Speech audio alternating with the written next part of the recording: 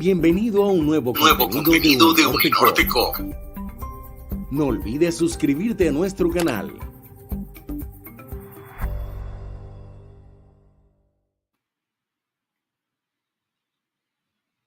Buenas tardes, mi nombre es Natalia Rueda y me complace darle la bienvenida al Research Day de Ingeniería, evento diseñado para compartir con todos ustedes nuestros programas investigativos con inscripciones abiertas y las investigaciones que allí se realizan.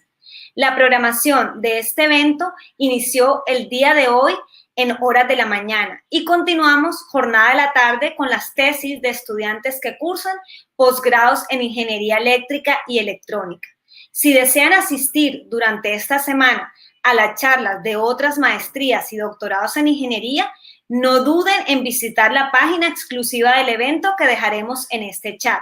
Y si desean conocer o recibir información adicional de nuestros programas de posgrado, no duden en escribirnos en nuestro correo que se encuentra allí en pantalla o seguirnos en nuestras redes sociales. Estamos en Instagram como Posgrados Ingeniería UN o en LinkedIn como Posgrados Ingeniería de la Universidad del Norte.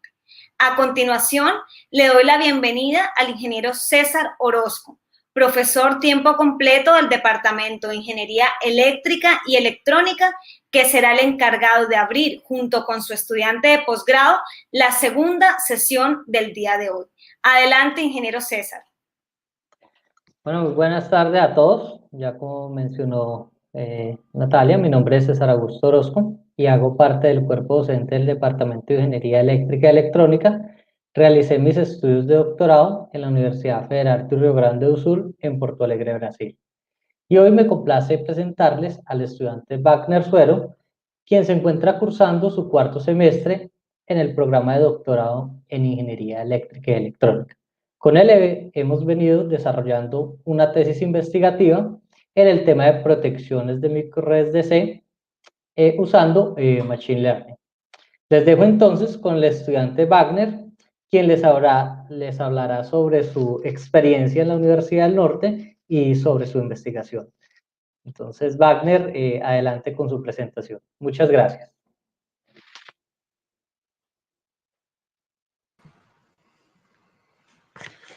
Muy buenas tardes. Muchas gracias por la presentación, profesor César. Sí, mi nombre es Wagner Suero, actualmente estudiante del doctorado en Ingeniería Eléctrica y Electrónica aquí en la Universidad del Norte. Pues antes de entrar como en lo académico, quisiera hablarles un poquito de mi experiencia. Mi profesión es ingeniero electricista. Yo cursé mi carrera en la Universidad Nacional, en la sede Manizales. Luego yo realicé un posgrado, una maestría en la Universidad de los Andes en Bogotá, también en ingeniería eléctrica. Y hace 2 años tomé la decisión de realizar mi doctorado aquí en la Universidad del Norte. De pronto, algunos dicen, bueno, pues les cuento, yo soy actualmente docente de la Universidad de Nariño, de tiempo completo. La Universidad de Nariño queda en Pasto y es una universidad pública, es estatal. Entonces, muchos me han dicho, bueno, Wagner, ¿qué hace usted acá en Barranquilla, tan lejos de su tierra? ¿Por qué seleccionó la Universidad del Norte, cierto? Porque lo normal es que uno vuelva como a la Universidad Nacional o a la Universidad de los Andes, donde yo ya había realizado estudios. Hubieron varios motivos. Uno de ellos es que el tema que a mí me interesaba lo ofrecía la Universidad del Norte. Mi énfasis en el doctorado es en energías renovables. Entonces ese era uno de los temas que más me atraía a mí. Y también pues que casualmente tengo algo de familia acá en Barranquilla y las cosas pues resultaron. Yo actualmente cuento con una comisión de estudios, se llama. Eso es un apoyo que me brinda la universidad. Me apoyan en parte de la matrícula y me dan un sostenimiento. Entonces, eso hizo posible pues que yo pudiera venir a estudiar acá a la Universidad del Norte. Mi experiencia, pues en general ha sido muy buena, me ha ido muy bien. La Universidad del Norte tiene un campus muy agradable, muy adecuado para el estudio. Eh, es muy bonito. Tiene todos sus edificios, tienen aire acondicionado, o sea, tiene todas las comodidades que uno necesita para desarrollar sus actividades pues académicas y educativas. Entonces, esa parte me ha gustado mucho. También quiero resaltar la calidad de los docentes, pues con los que yo he tenido la oportunidad de cursar materias. Todos los docentes con los que yo he visto materias tienen doctorado en el exterior y pues personas muy éticas y de muy altas cualidades y calidades académicas. Entonces eso también me ha motivado mucho pues, a continuar y a seguir en este proceso. Obviamente todavía pues estoy como por decir algo en la mitad. Llevo 2 años, 4 semestres en el doctorado. También contarles como anécdota, inicialmente yo tenía un tema de investigación. Yo iba a trabajar generando energía a partir del agua de los esteros de la zona pacífica, pero resultó que era de pronto un proyecto muy ambicioso.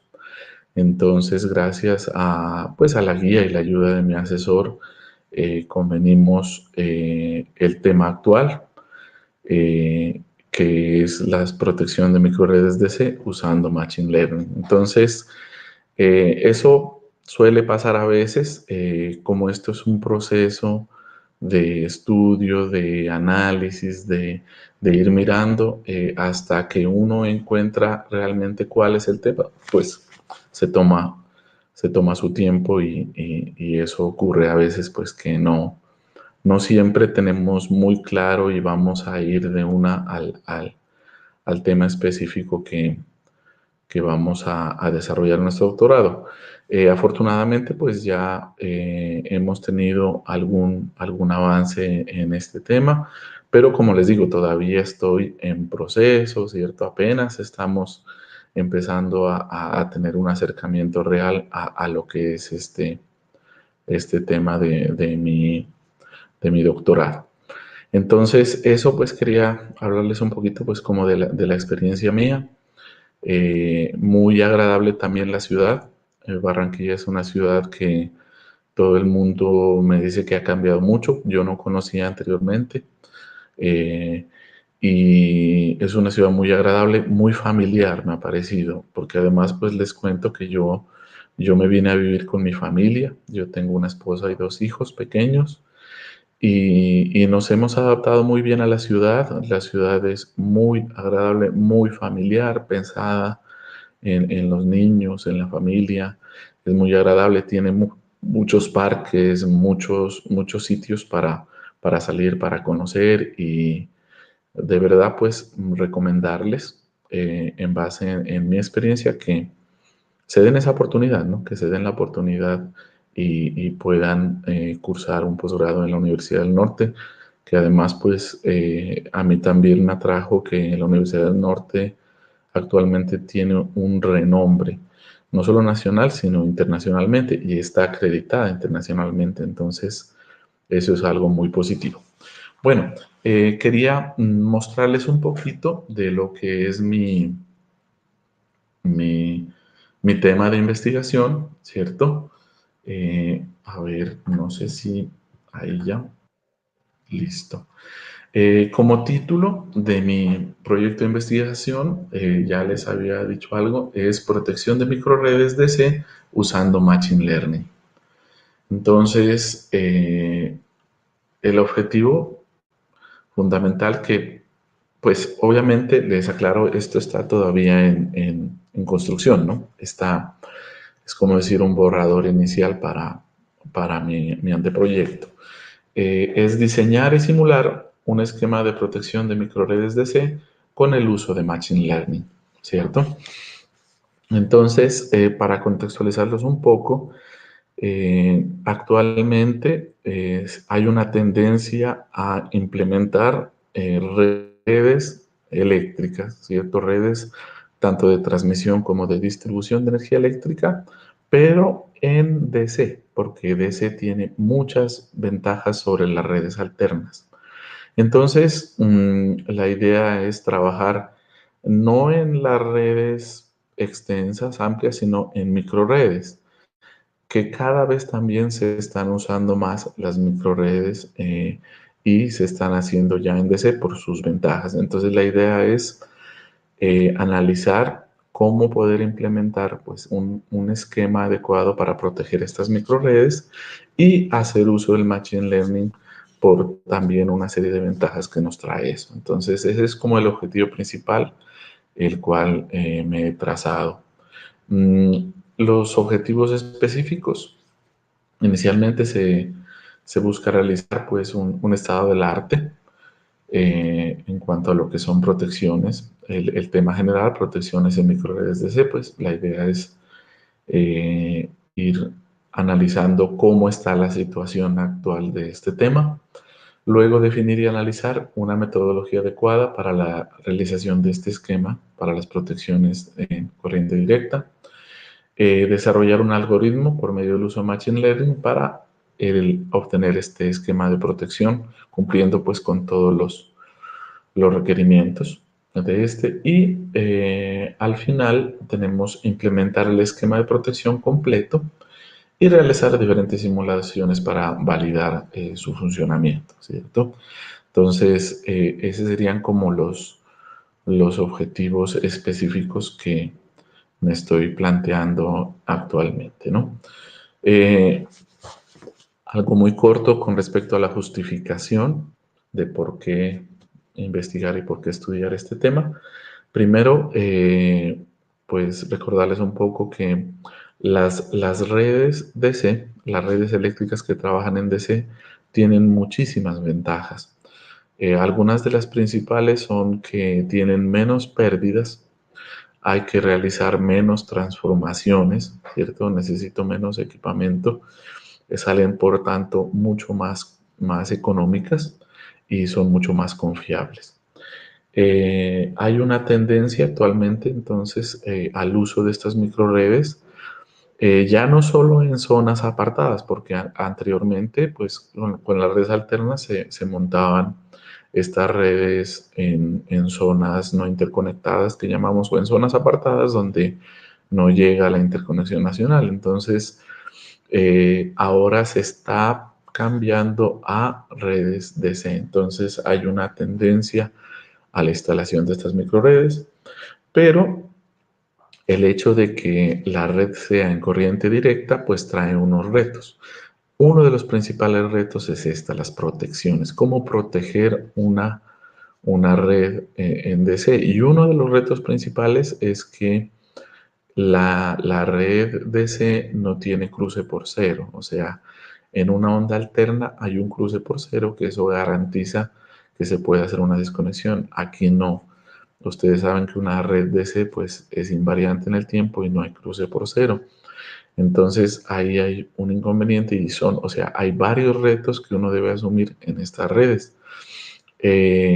También pues que esto es algo muy nuevo, es muy actual y todavía está en proceso de desarrollo, lo que no pasa con las redes alternas. Las redes alternas tienen casi un siglo de desarrollo y de investigación, entonces las redes DC están iniciando, podría decirse, en su proceso de desarrollo. Y lo otro, pues que combinar estas técnicas como el Machine Learning nos va a brindar una mayor flexibilidad y unas posibilidades en cuanto a lo que es las simulaciones y el desarrollo, pues, que vamos a tener en estas redes. Entonces, esa es como la justificación que tendríamos de esto. En cuanto a la metodología, inicialmente, pues, esta se plantea una revisión bibliográfica y de esa revisión bibliográfica hacer un artículo de review. Este proceso ya se llevó a cabo, yo ya hice la revisión bibliográfica, estoy como en la parte de analizar cómo vamos a montar el artículo. Hay que seleccionar el software para la simulación y la técnica, cuál técnica se va a definir para hacer el esquema de protecciones, desarrollar el algoritmo, ¿cierto? Para este esquema de protección, realizar las simulaciones, los diferentes casos, obtener las características de estos sistemas de C, es otra parte, y al final pues validar ese esquema que se va a proponer con pues teniendo en cuenta otros casos y casos reales, ¿no? Hacer la comparación respectiva. Eso en cuanto a la metodología. ¿Qué avances se ha tenido? Pues más o menos yo pude hacer una revisión de 100 artículos, 100 papers científicos con respecto al tema específico y ya he implementado, tengo casi listo pues un borrador sobre el artículo de ese review. Se ha iniciado, perdón, se ha iniciado a trabajar un poco con lo que es la simulación en un software que se llama DeepSilent para poder pues montar estas microredes y el borrador de la propuesta en el que estoy trabajando, ¿no? Hasta este momento. Espero poder tener listo esto para el siguiente semestre, que ya tengo que presentar yo mi anteproyecto y el examen de cualificación para poder continuar adecuadamente pues con mi doctorado. Entonces, eso es más o menos lo que quería mostrarles. No sé si de pronto haya alguna inquietud o alguna duda y quedo pendiente. Muchísimas gracias por su atención.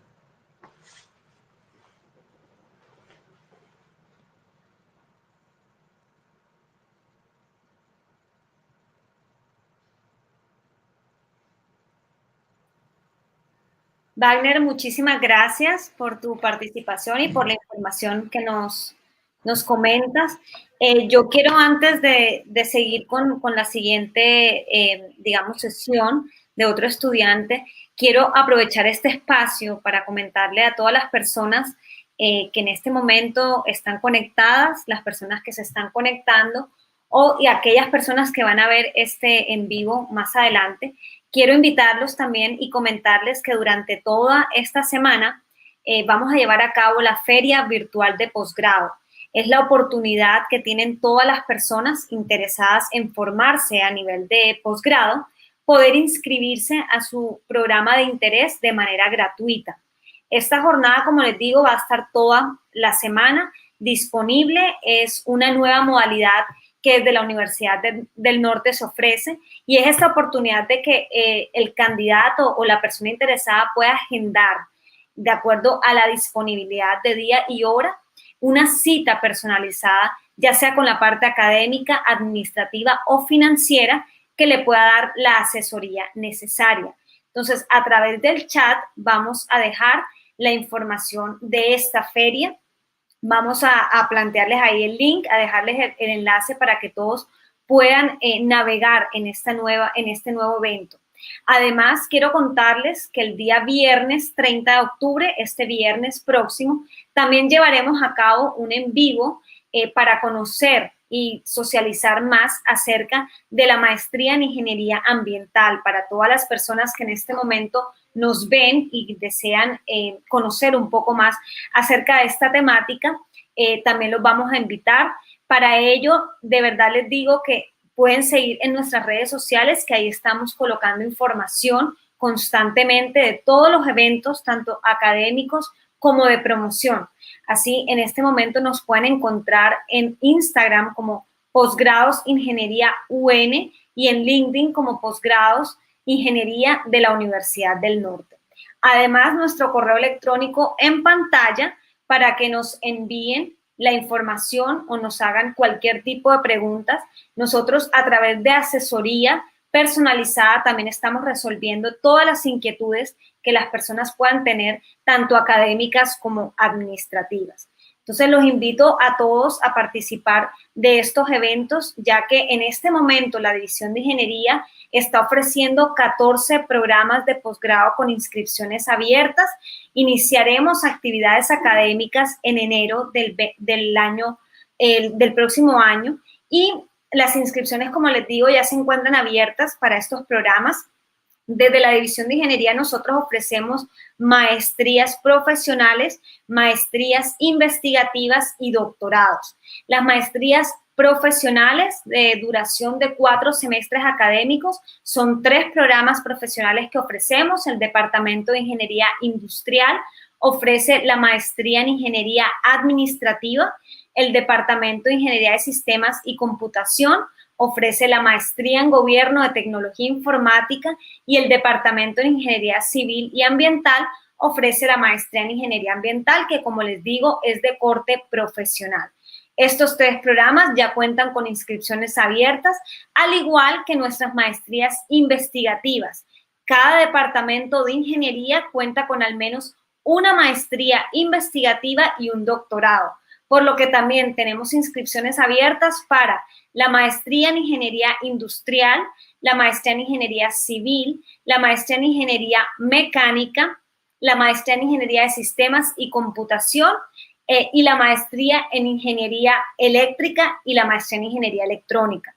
Y con respecto a los programas de doctorado, contamos con 5 programas de doctorado y todos cuentan con inscripciones abiertas: doctorado en Ingeniería Industrial, Mecánica, Civil, doctorado en Ingeniería de Sistemas y Computación y el doctorado en Ingeniería Eléctrica y Electrónica. Como les mencioné, durante el día de hoy y en esta jornada de la tarde seguiremos presentando las investigaciones de nuestros estudiantes de posgrado en Ingeniería Eléctrica Electrónica. No olviden que seguimos con esta programación hasta el día viernes y cada día un departamento tiene la posibilidad de presentar las investigaciones de nuestros estudiantes de posgrado. Entonces, muchas gracias. Seguimos atentos para la siguiente sesión.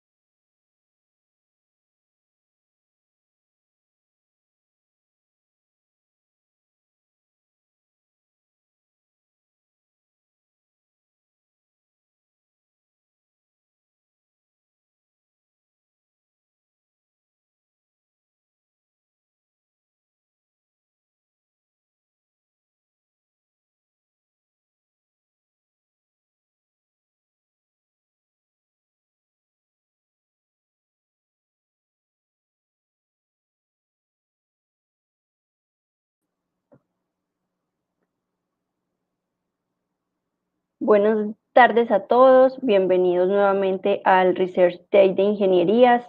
Recuerden que este es un espacio donde todos nuestros estudiantes de posgrado están compartiendo las temáticas de investigación que están desarrollando actualmente para que ustedes se motiven y participen en esta jornada y puedan ser parte de nuestros estudiantes. Los temas ya desarrollados los pueden consultar en este canal y, como les mencionó Natalia, pues en las redes sociales también encuentran información. Mi nombre es Adriana Arango Manrique, y hago parte del cuerpo docente del Departamento de Ingeniería Eléctrica y Electrónica de la Universidad del Norte. Realicé mis estudios de doctorado en la Universidad Nacional de Colombia. Soy doctora en Ingeniería y ahorita a continuación quiero presentarles a mi estudiante Carlos Ramos. Él está cursando tercer semestre del programa de el programa en Maestría en Ingeniería Eléctrica, y con él venimos desarrollando una tesis investigativa que trata sobre la evaluación del impacto técnico de la conexión de las fuentes de generación distribuidas basadas en energía solar en los circuitos de distribución. Como les mencionó Wagner, nuestra maestría y doctorado tienen un enfoque muy desarrollado en temas de energías renovables. Los dejo con mi estudiante Carlos, quien ampliará más información. Buenas tardes, como decía la profesora Adriana, mi nombre es Carlos Felipe Ramos, soy ingeniero electricista de la Universidad del Norte, cuento con 3 especializaciones también realizadas en la universidad, en el tema de ingeniería eléctrica, en sistemas de transmisión de la energía eléctrica y en gestión de sistemas eléctricos. Estoy adelantando el programa de maestría en ingeniería eléctrica y la idea del día de hoy es presentarles el avance que se ha tenido hasta el momento en la tesis de maestría que estoy evaluando. Bueno, la tesis que estoy trabajando es una tesis, como decía la profesora Adriana, en la evaluación del impacto técnico de conexión de fuentes de generación distribuida basadas en energía solar en circuitos de distribución. ¿Por qué estamos haciendo esto? Pues porque lógicamente en la actualidad hay muchos proyectos que se están conectando a los circuitos de distribución a nivel de 13.2, 34.5, conectándose con estos circuitos de distribución, operando en paralelo con circuitos de distribución para subsanar las necesidades energéticas de las industrias, por ejemplo, o del sector residencial, buscando mejorar o buscando optimizar los costos de energía. Pero estas conexiones de estos proyectos de generación distribuida con paneles solares están trayendo algunos problemas, que es lo que queremos nosotros mostrar durante nuestra investigación. Nos hemos dado cuenta de que algunos de los problemas que generan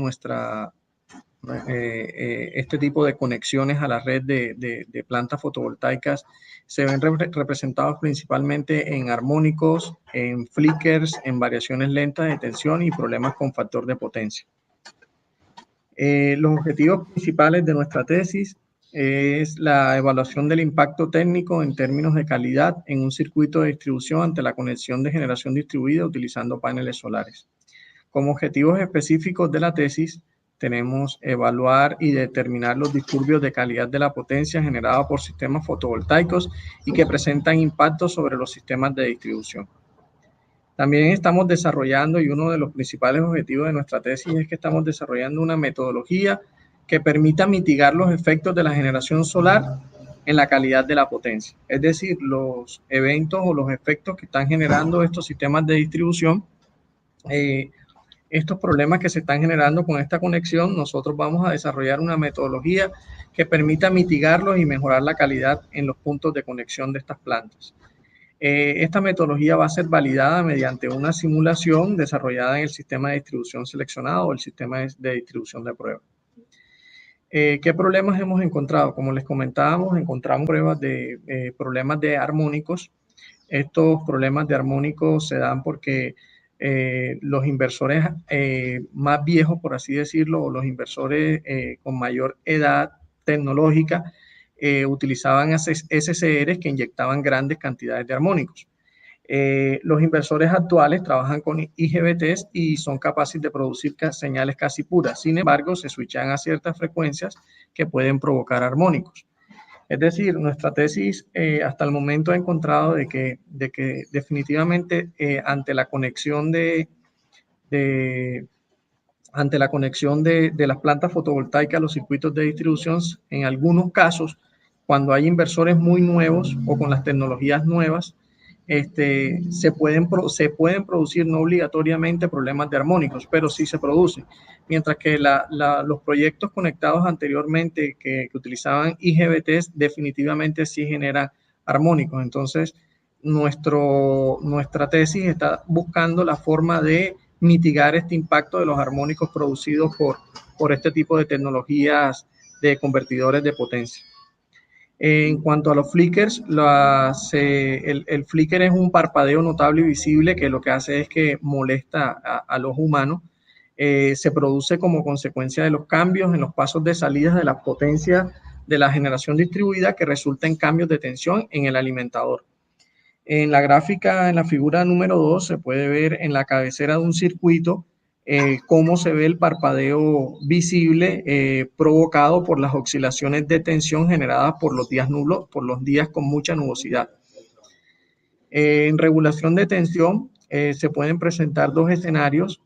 Uno es cuando conectamos unos paneles solares a un circuito de distribución y en este momento se aumenta la tensión en el circuito de distribución producto de esta conexión de esta central de generación.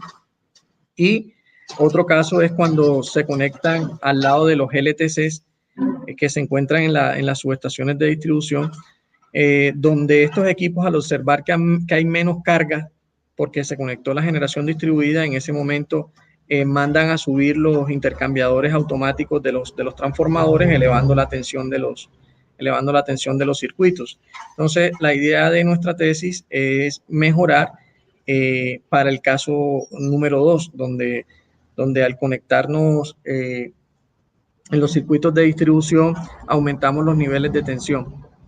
Se generan problemas de factor de potencia, se da porque los paneles de generación solar entregan toda la potencia activa, mientras que la potencia reactiva la tiene que asumir la red pública.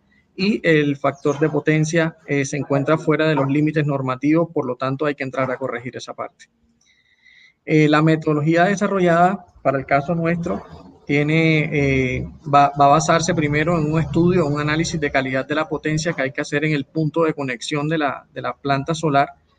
Se determinan los tipos de problemas presentados por la generación distribuida, se hace el diseño de la solución, se hace la simulación de la red con problemas de calidad y la solución implementada, un rediseño de la solución y se hace una implementación final.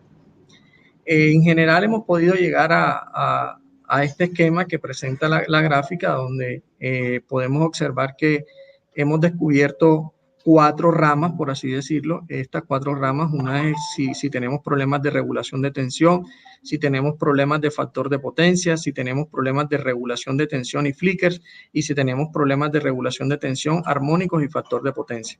Para cada uno de ellos hemos venido estudiando la forma de cómo mitigar los impactos.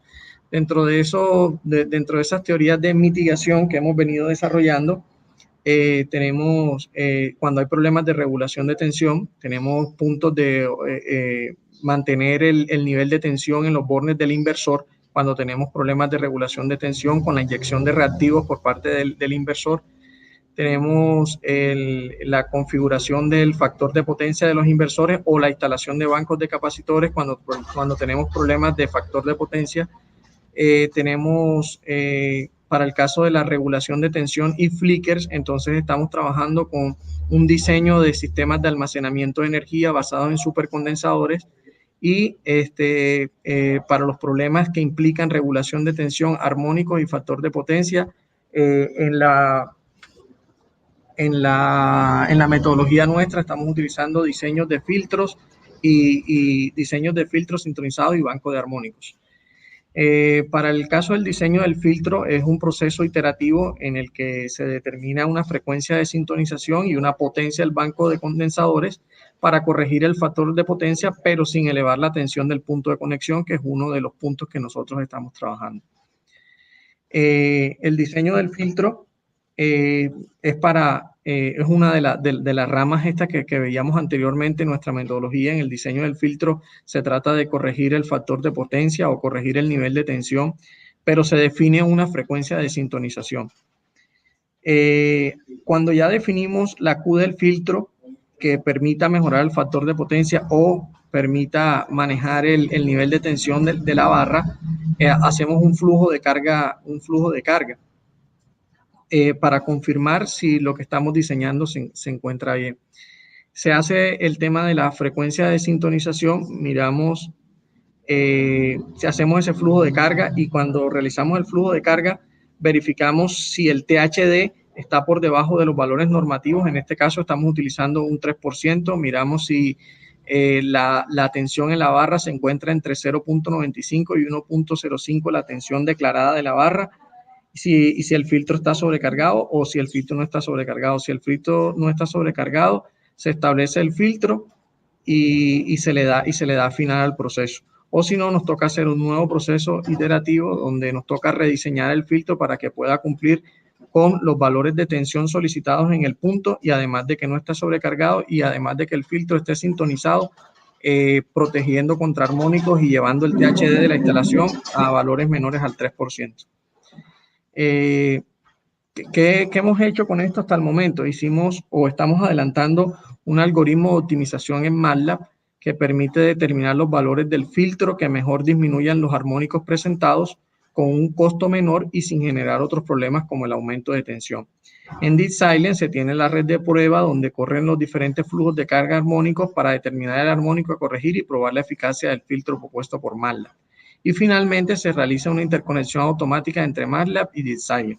Con esto, esta es la metodología o el esquema de trabajo que estamos aplicando para poder subsanar el problema donde tengamos problemas de armónicos, problemas de aumentos de tensión, problemas de factor de potencia, que es el problema que se puede presentar donde se combinan varias de las problemáticas presentadas en este tipo de circunstancias. Esta es la red de distribución que tenemos nosotros, y con respecto al tema de los flickers, lo que estamos haciendo es calcular el área bajo la curva de las perturbaciones que generan la nubosidad, y determinamos el tamaño del banco de supercondensadores que se necesita para poder darle solución a la problemática. Se realiza un modelo hasta el momento hemos hecho un modelo del supercondensador basado en mediciones experimentales. Se modela la variable aleatoria de la irradiancia de acuerdo a mediciones durante 6 años. Se desarrollan las ecuaciones diferenciales del proceso y se desarrolló un código para resolver las ecuaciones diferenciales por métodos numéricos. El de abajo es el diagrama de bloques, donde se puede observar que tenemos una irradiancia variable como entrada al modelo del supercondensador, los paneles solares, la carga variable, cada uno con sus corrientes, y tenemos una salida en tensión, y esa salida en tensión es la que nos ayuda a suavizar los problemas de flickers generados. Con esto concluye mi intervención. Agradezco el espacio brindado. Bueno, hasta ahora yo les quería comentar, he adelantado la maestría en la Universidad del Norte porque conozco la calidad de sus docentes. He hecho prácticamente 3 especializaciones, como les comentaba, con la Universidad del Norte. Me gradué como ingeniero electricista de la Universidad del Norte. Se trabajó en todo esto, o me he dedicado porque conozco la calidad de las instalaciones de la universidad, conozco la calidad de los laboratorios, conozco la calidad del profesorado que tenemos, del cuerpo administrativo que tenemos. Y teniendo en cuenta esto, pues tomé la decisión de adelantar mi maestría con la Universidad del Norte. O sea, soy uninorteño 100%. Trabajo hoy en día profesionalmente hablando en el tema de generación de energía distribuida, y por eso tomé este tema en la maestría, porque es un tema que me está sirviendo para darle solución a los clientes industriales o a los clientes con los que estoy trabajando ahora mismo profesionalmente. Entonces, por ello, tomé la decisión de adelantar este trabajo.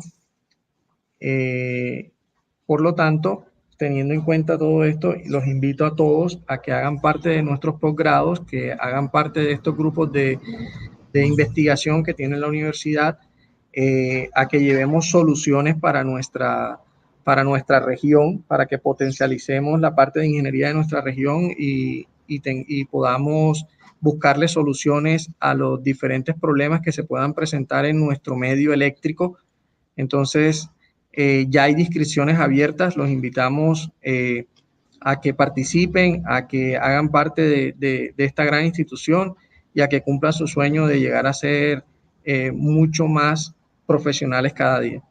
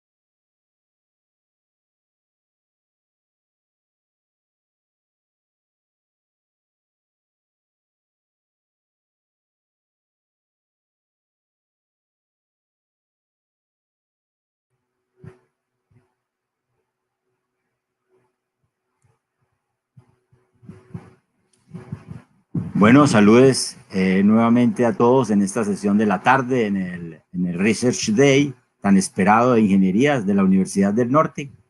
Pues es un espacio donde nuestros estudiantes comparten sus temáticas de investigación, las actuales, y bueno, los temas desarrollados pues los pueden consultar en este mismo canal, ¿sí?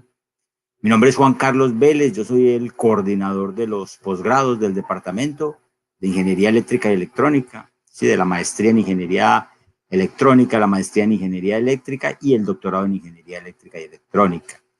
Entonces me complace pues presentar hoy al estudiante Cristian Olivares, que se encuentra en el 6º semestre del programa de doctorado en Ingeniería Eléctrica y Electrónica.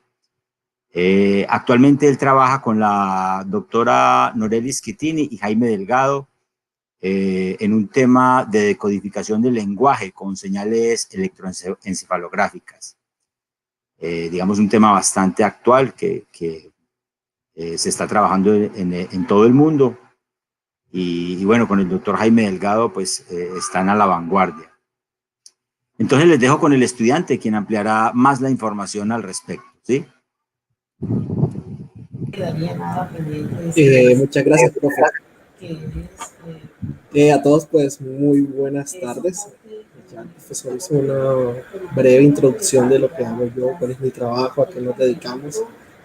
Y bueno, eso es lo que venimos a hablar. Mi nombre es Cristian Olivares, yo soy ingeniero electrónico de la Casa Uninorte, también soy magíster de la Casa Uninorte.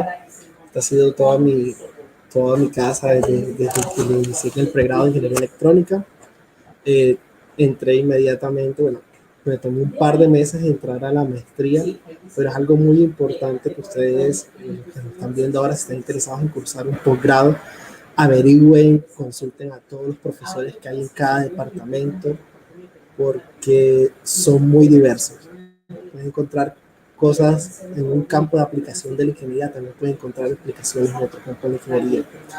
Y así me pasó a mí.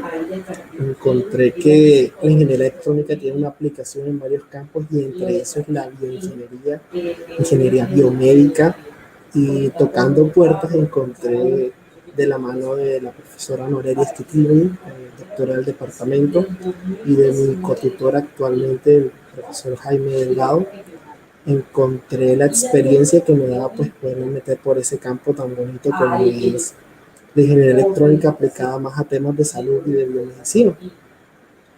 Entonces, para contarles un poquito, el título de mi tesis actualmente es Decodificación del lenguaje usando EEG, que es EEG. EEG es electroencefalografía, quiere decir convertir señales eléctricas, convertir las señales del cerebro, del encéfalo, en unas señales eléctricas que nosotros, como en principio somos ingenieros, podamos darle manejo a este tipo de señales, cosa que no es sencilla, porque estamos acostumbrados a escuchar que la ingeniería electrónica tiene que ver más con la energía a pequeña escala, la eléctrica con la transmisión, pero no, somos un campo tan amplio que podemos dedicarnos a distintos sectores, enfocando eso sí, el tema de ingeniería principalmente. Entonces, quiero empezar contándoles cómo termino un ingeniero electrónico inmiscuido en los temas del cerebro. Y es que esta frase resume todo lo que yo hago. Entender el cerebro.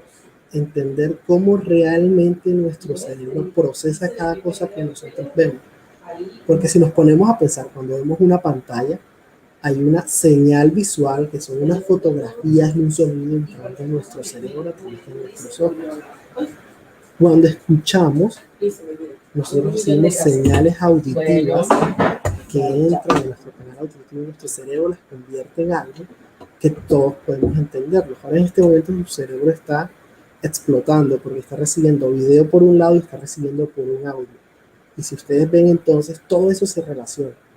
Pero ahora, ¿cómo un ingeniero electrónico le da manejo a este asunto? Ustedes están viendo ahorita mismo como una serie de cables que están conectados a un gorro. Esos son los que se llaman electrodos. Ellos son los encargados de leer niveles eléctricos, así como cuando a la casa va el técnico y le dice, no, el nivel es 110 voltios, 220 voltios.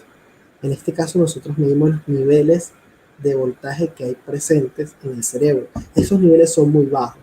Sin embargo, gracias a equipos como estos con los que cuenta el laboratorio y en general el programa de doctorado de la universidad, nosotros podemos darle lectura y manejo a todo este tipo de señales.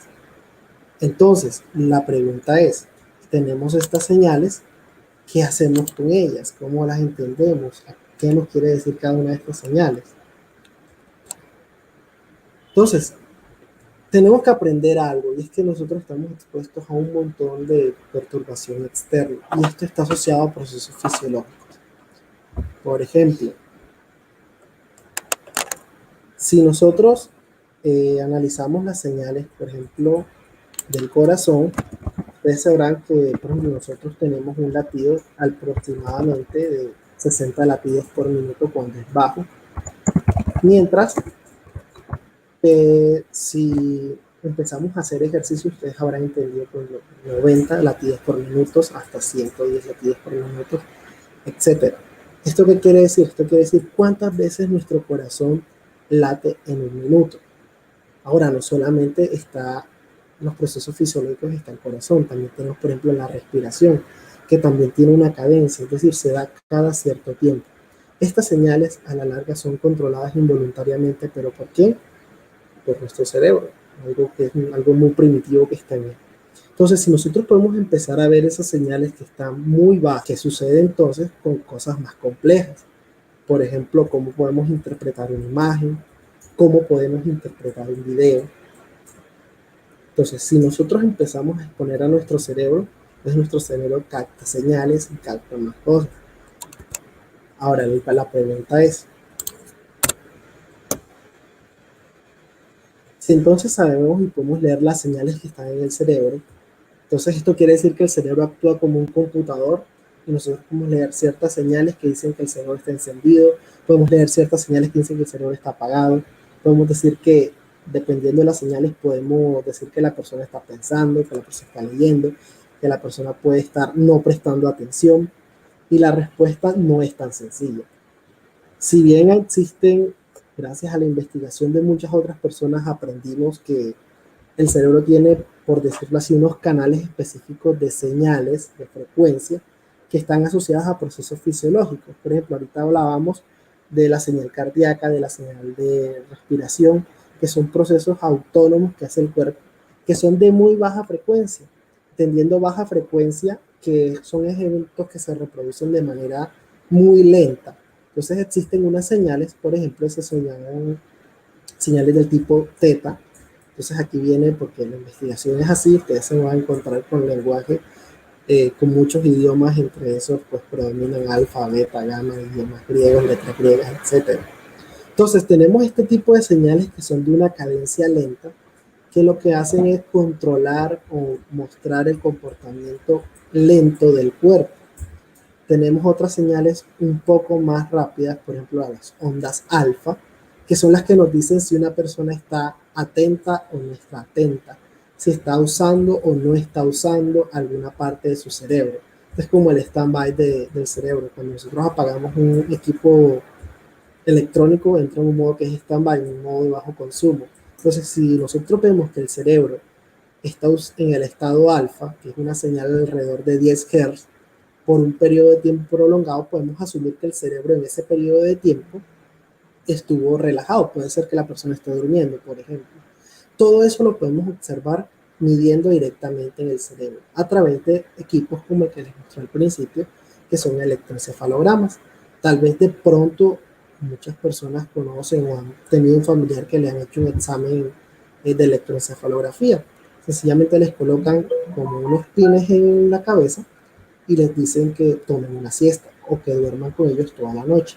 Estos patrones les sirven a los médicos para aprender o descubrir ciertas cosas o ciertas patologías. En el caso de mi investigación estamos usando estos patrones para darles una utilidad y entender qué realmente está haciendo el cerebro o cómo funciona el cerebro, pues para darle una utilidad. Asimismo tenemos otras señales como por ejemplo que son gamma y beta, que están asociadas a procesos cognitivos.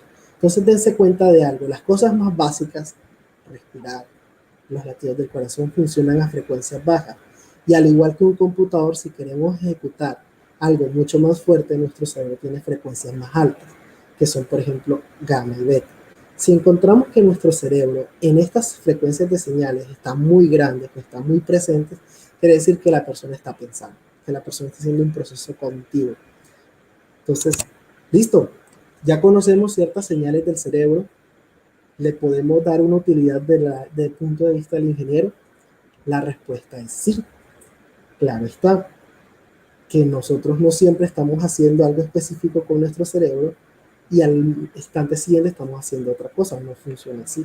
Hay una serie de transiciones y esas transiciones se pueden usar para establecer desarrollos de ingeniería como las conexiones cerebro-máquina o interfaces cerebro-computador. ¿Qué quieren decir este tipo de interfaces? Sencillamente a través de equipos de electroencefalografía o cualquier otra forma de poder conectar el cerebro a un computador, poder extender esto y usarlo para controlar una máquina. Por ejemplo, les contaba que yo hice mi maestría en la Universidad del Norte. Producto de esa maestría de la Universidad del Norte desarrollamos un sistema que nos permite controlar el movimiento de una silla de ruedas, básico, hacia adelante, hacia atrás, hacia la derecha, hacia la izquierda. Pero este sistema le permite al cerebro poder controlar una máquina sin necesidad de usar, por ejemplo, las manos, sino que a través de señales que se están leyendo directamente del cerebro, nosotros las podemos analizar y en base a ellas poder controlar otras máquinas. Suena difícil. Y pues eso es lo que nosotros hacemos, por ejemplo, en una maestría.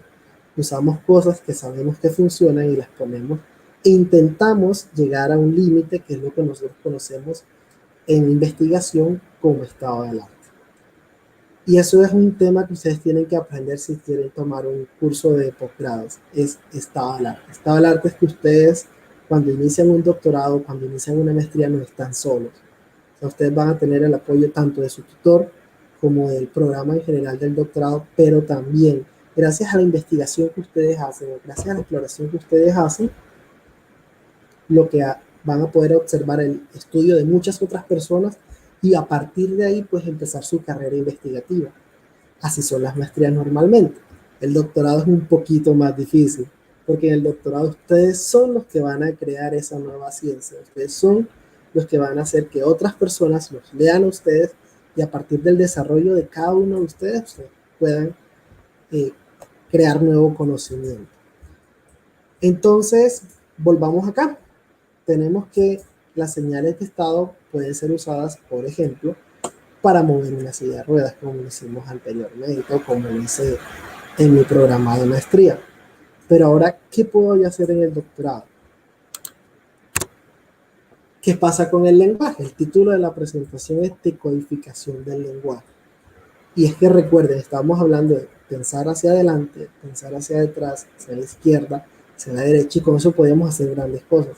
Y habíamos visto que las señales del cerebro pues nos daban cierta información de qué estaba haciendo la persona. Sin embargo, no todo es tan sencillo cuando vamos a cosas, digamos, más de una naturaleza un poco más compleja. Y es que piensen por un momento, cada uno de nosotros, cuánto demora en entender cuando le dicen una palabra.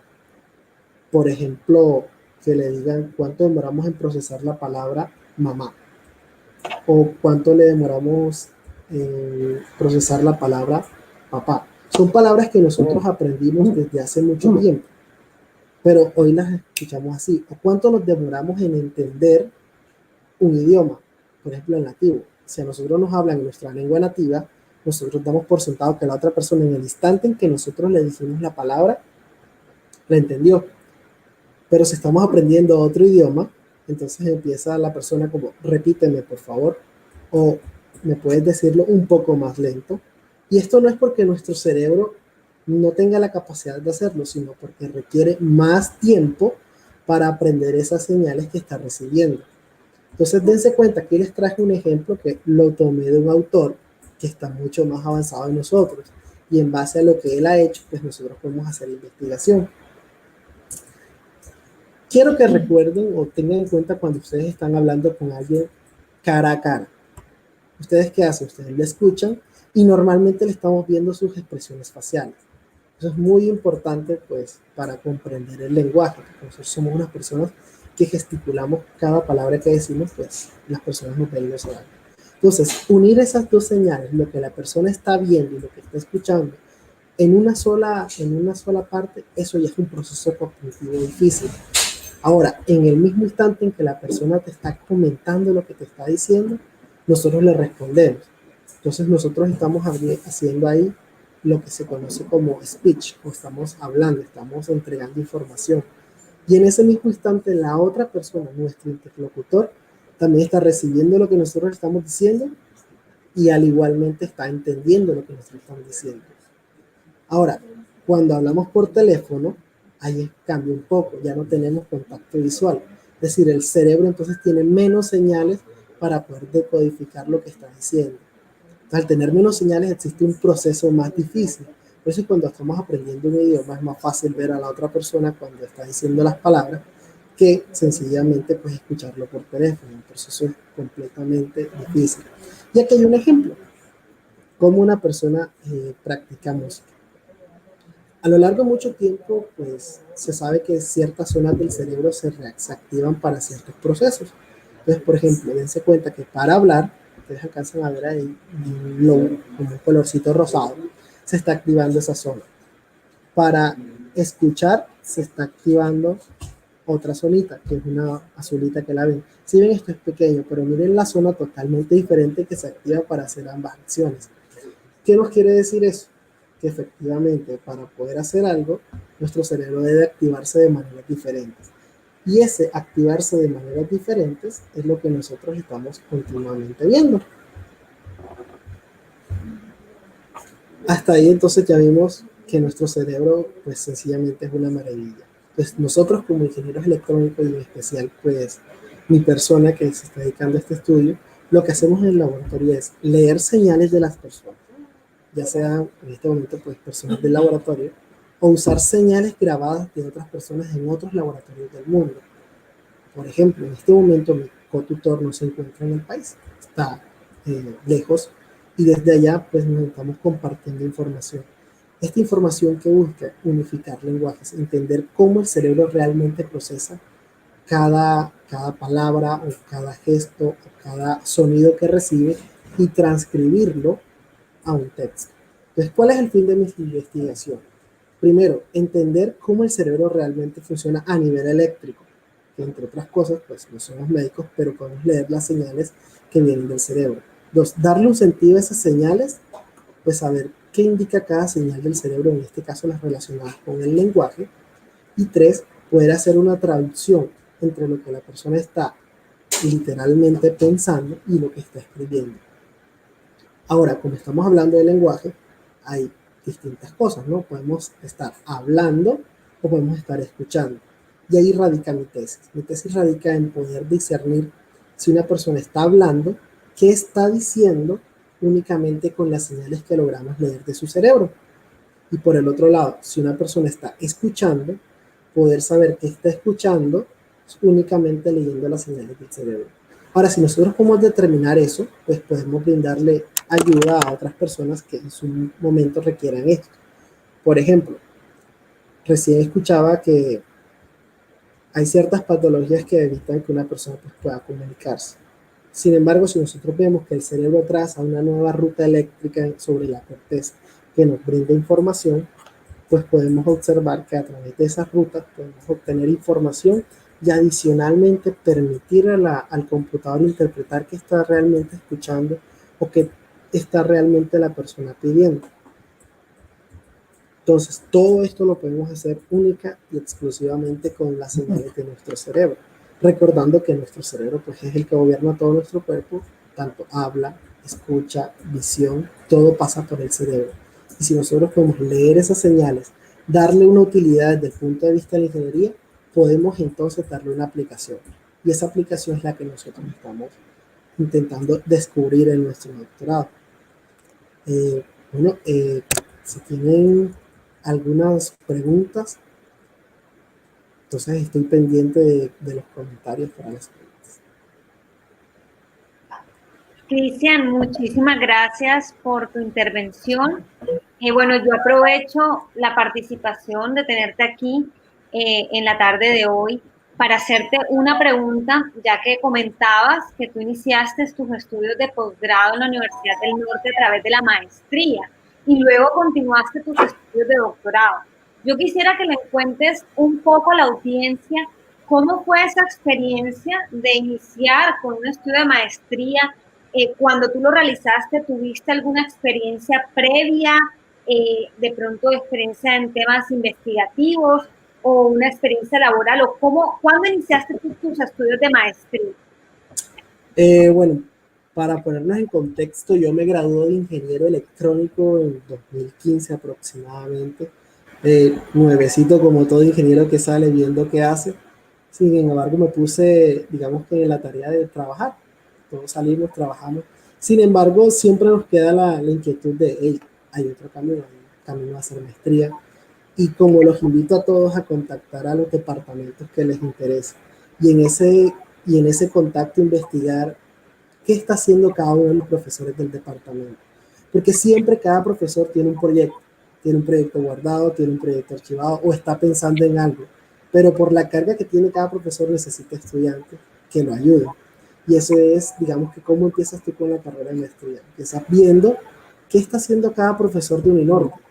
Y Uninorte pues es tan rica en esto de que todos los profesores siempre tienen algún proyecto en el que están trabajando.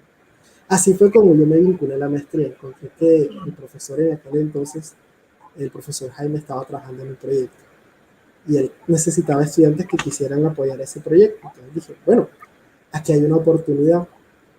Todo comenzó con un correo electrónico. Mandamos un correíto, el profesor nos respondió, vamos a hablar. Nos sentamos a hablar y más o menos aproximadamente un año después de que salí del pregrado, me vinculé a la maestría.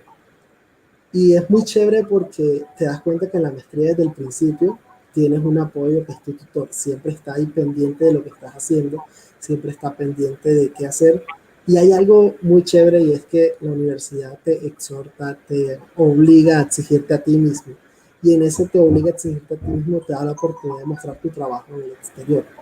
En todos los programas, incluidos mis compañeros, he visto que todos han tenido una experiencia en el exterior. En mi caso fue en la maestría una conferencia en Estados Unidos. Yo tuve la oportunidad de presentar mi proyecto en aquel entonces y dar a conocer un poco. Gracias a eso, pues uno gestiona contactos y queda con el número y el correo de personas en el extranjero. Listo, entonces termino mi maestría, me fue muy bien gracias al apoyo de todos y dijo, bueno, empezaré a buscar trabajo. Todos pensamos en buscar trabajo. Y es muy chévere porque el egresado del norte es muy deseado.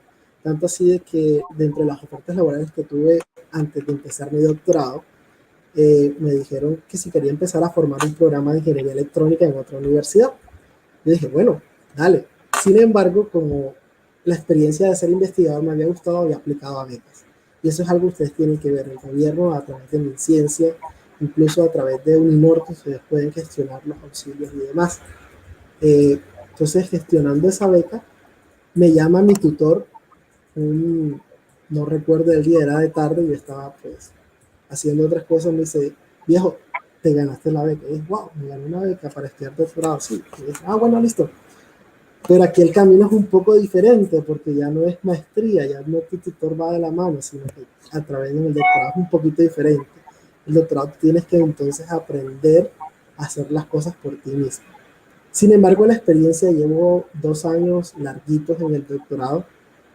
El primer año fue de aprendizaje. Me sirvió mucho de que el tema tanto de la maestría como el doctorado estuviese relacionado en que es electroencefalografía, es decir, el estudio del cerebro a través de las señales eléctricas. Digamos que hay corte camino, sin embargo, cada investigación tiene su nudo. Y en este momento nos encontramos en el nudo, que estamos viendo qué se ha hecho, cómo se ha hecho. Entonces, se mantiene una comunicación con el tutor, pero más que todo el trabajo es de cada uno. Esa es la diferencia entre la maestría y el doctorado. Entonces, digamos que el empalme fue muy fácil. Eso te iba a decir, tú tuviste que haber tenido la oportunidad de que se te homologaran asignaturas para poder realizar el doctorado en menor tiempo. Entonces, ese es un punto también que me gustaría pues recordarle a las personas que nos están escuchando, que todos los estudiantes que realizan algún programa investigativo, alguna de nuestras maestrías de corte investigativo, como en el caso de Cristian, que inició con la maestría investigativa, tienen la posibilidad de continuar con los estudios de doctorado y realizar el doctorado en menor tiempo, dado que hay un proceso de homologación de los cursos teóricos y bueno, si hay también relación con la línea de investigación, también acortas pues tiempo allí, lo cual es muy valioso.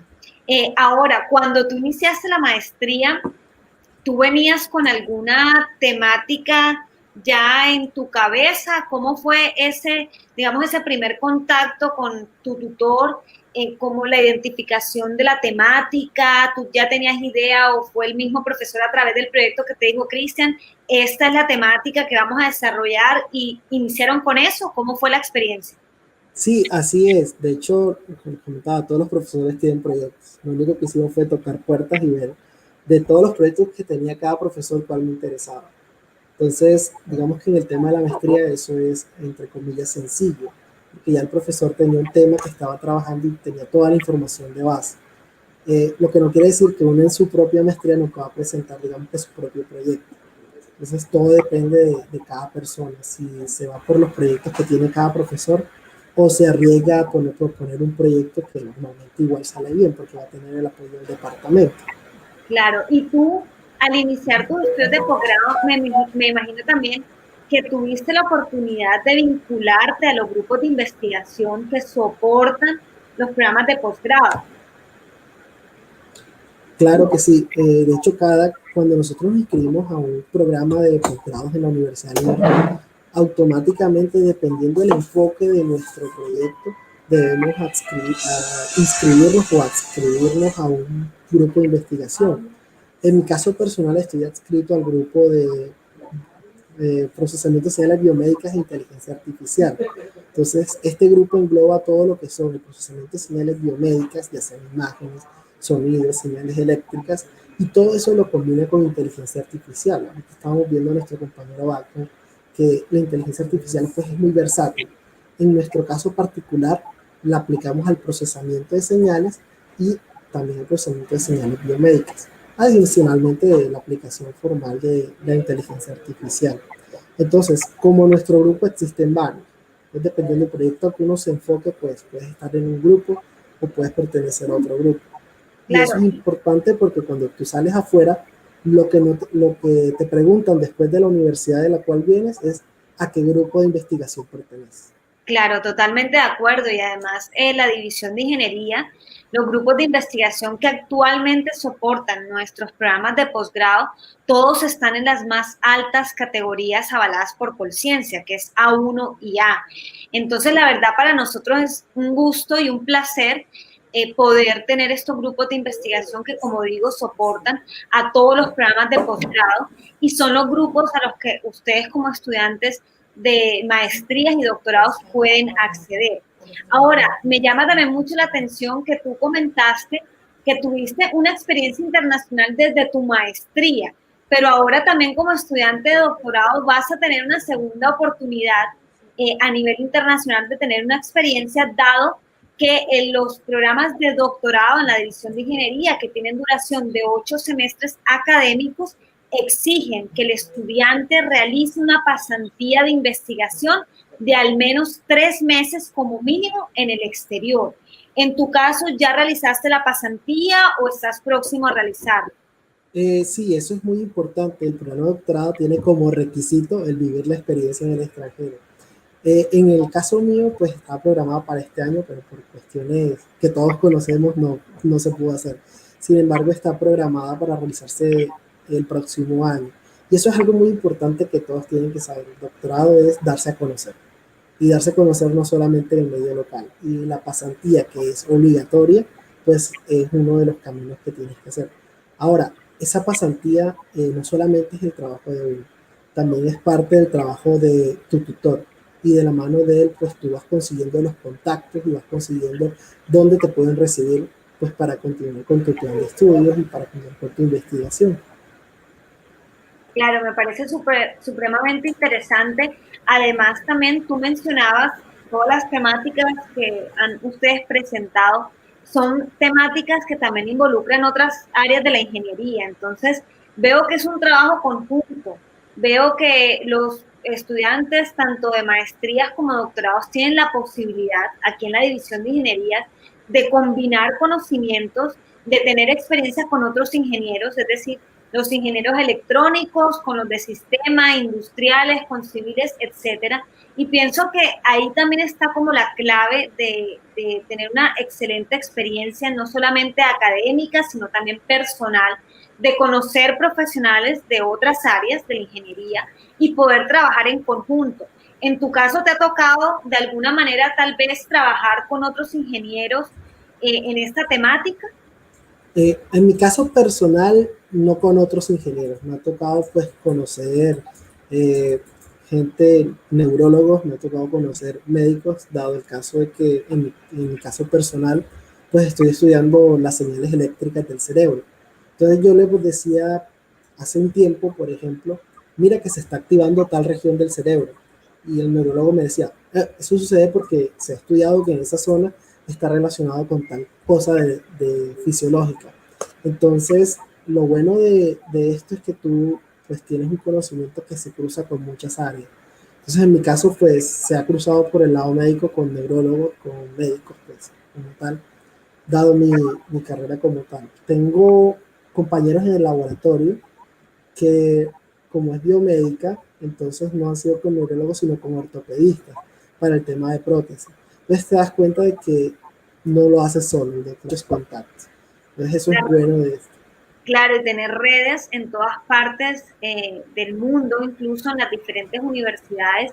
Y pienso que también nosotros como Universidad del Norte, a raíz de todos los convenios que se dan a nivel internacional con diferentes universidades, eso también permite el acercamiento para que ustedes como estudiantes puedan tener esa experiencia. Lo digo porque en el caso particular de posgrado, los estudiantes nos preguntan mucho que si existe oportunidad, por ejemplo, de tener alguna experiencia internacional en otras universidades, y creo que es el espacio ideal, el espacio idóneo para comentarles que efectivamente los programas de posgrado tienen la posibilidad, ustedes como estudiantes tienen unos cursos que son cursos electivos que deben desarrollar tanto en las maestrías como en los doctorados, y estos cursos pueden ustedes desarrollarlo en otras universidades alrededor del mundo. Entonces, la verdad, Cristian, muchas gracias por tu experiencia, por todo lo que nos comentas, porque ha sido muy enriquecedor.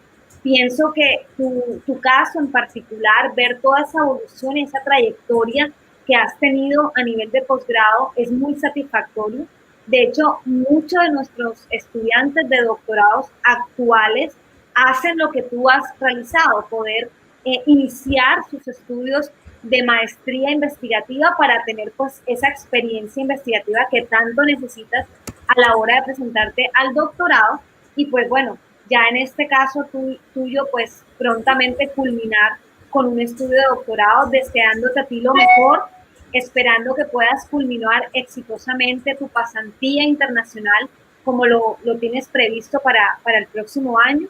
Así que, Cristian, te agradezco enormemente por la participación, por toda la presentación e información que nos comentas, muy, muy interesante. Y bueno, damos paso en unos minutos, en unos cortos minutos, damos paso a la siguiente sesión. Muchísimas gracias, Cristian, y a todos los que nos Hasta luego a todos. en este momento. Gracias. Muchas gracias. Chao.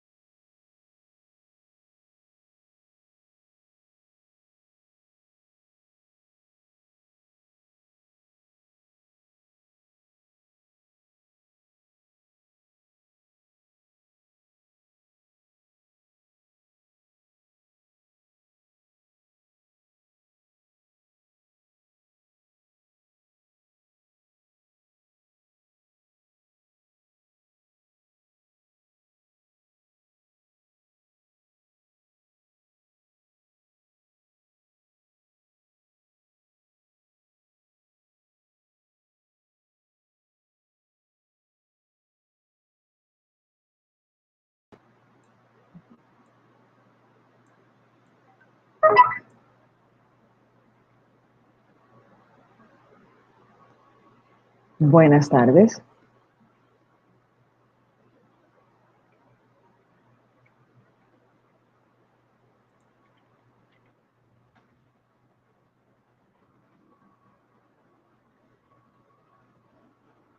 Buenas tardes a todos.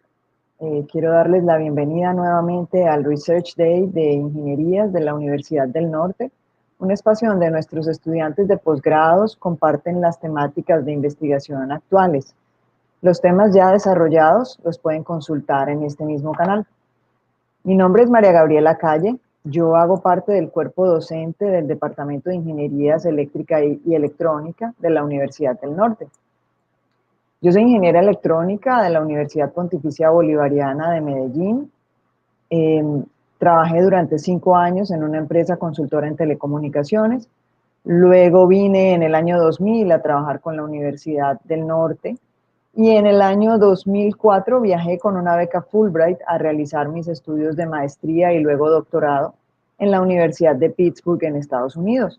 Desde el año 2009 regresé a trabajar como docente de la universidad en el Departamento de Eléctrica y Electrónica, dictando clase en los cursos de pregrado y posgrado. Conozco a la siguiente presentadora porque es mi pupila de doctorado, la ingeniera y magíster Lucenit Márquez. Lucenit fue estudiante mía cuando estaba haciendo la maestría en telemática y telecomunicaciones en la Universidad del Norte. Yo la conocí en el curso de comunicaciones digitales. Y bueno, Lucenit es una excelente estudiante, dejó la materia en 5.0, por eso siempre la recuerdo.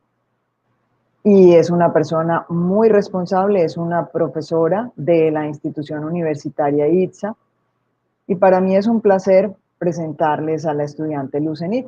Ella está en este momento en el 6º semestre del doctorado y está realizando una tesis investigativa en el tema de localización en redes en LoRaWAN. Ella les va a explicar mucho más al respecto, les va a contar de qué se tratan las redes LoRaWAN, por qué son importantes. Y bueno, la investigación que ella está realizando está explotando las características físicas de la tecnología de una manera que no se ha hecho todavía en la literatura, que no ha sido reportada. Entonces es un enfoque que es muy, muy interesante y espero que sea del interés para todos. Muchísimas gracias. Bienvenida, Lucenit.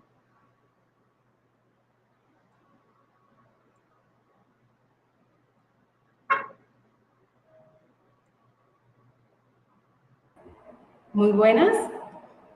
Buenas tardes. Muy buenas tardes.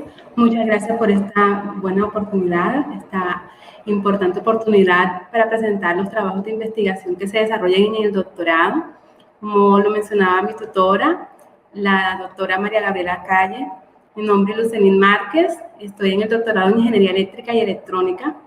Y el título preliminar de mi tesis es Tier-Based Localization Method in LoRaWAN. Y como les mencionaré más adelante, el foco de este proyecto es trabajar en localización para nodos en la tecnología LoRaWAN. Bueno, antes de iniciar directamente con la investigación, quisiera comentarles que ha sido una experiencia muy enriquecedora trabajar de la mano de la profesora María Gabriela en este doctorado y además trabajar en la línea de investigación de telecomunicaciones y telemática en la Universidad del Norte. Hacer parte de este equipo de trabajo nos ayuda a crecer, a ampliar nuestro panorama investigativo, a comprender nuevas tecnologías y a también tratar de aportar a estas tecnologías haciendo un estudio exhaustivo en ese tema de investigación que uno ha escogido. En este caso, pues, mi foco, mi mayor interés es trabajar en redes inalámbricas, específicamente las de LoRaWAN, y el problema de investigación que encontramos de mayor interés sería el de localización, como les mencionaré a continuación. Bien, para dar un panorama de qué se trata esta tecnología, debo hablar inicialmente de qué es Internet de las Cosas. IoT. Muchos seguramente han escuchado hablar acerca de Internet de las Cosas, puesto que en muchos ámbitos se está desarrollando, dado que eso está indicando el futuro, no solo de las redes, sino en general de todo, casi de todas las áreas, en la industria, en las ciudades, en el agro, en los distintos sectores se está trabajando o se está implementando la automatización, el desarrollo de sensores. En el caso de las casas, por ejemplo, se trabaja la domótica y todo ello implica que haya conectividad de distintos dispositivos hacia una red central o puede ser en general hacia la Internet. Este es el futuro y el presente de muchos de los sistemas de comunicaciones actuales, la IoT. Nosotros trabajamos específicamente en un tipo de red, o más bien en una infraestructura de red que permite hacer el uso de IoT. Estas son las redes LPWAN o redes de área amplia y baja potencia. Esta red nos permite tener una alta eficiencia en el uso de los nodos, comunicación de muy largas distancias a una baja potencia. Por esta razón podemos tener nodos que sus baterías duran muchos años, hasta 10 años, y podemos tener una distancia de cobertura de decenas de kilómetros. Específicamente, una de las subcategorías de la LPWAN se llama LoRaWAN.